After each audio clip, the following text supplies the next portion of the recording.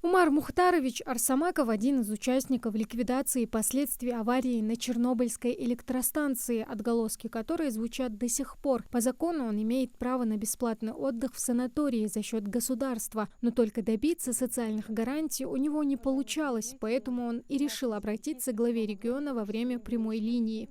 Все вопросы будут рассмотрены и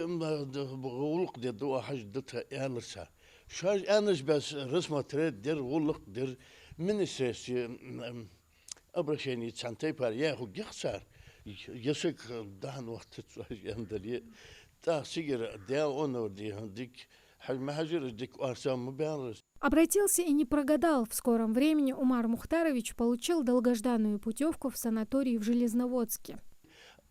Полезный хамд хан ялч.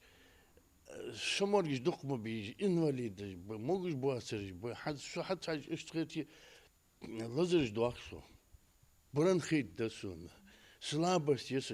В декабре прошлого года на площадке национальной телерадиокомпании «Магаз» Махмуд Али Калиматов провел традиционную прямую линию с жителями республики. Общение было открытым и честным. Жители присылали свои сообщения с вопросами, звонили и общались с главой Ингушетии в режиме видеосвязи. Только по линии здравоохранения было 18 обращений. Все вопросы у нас отработаны, и они по разным направлениям.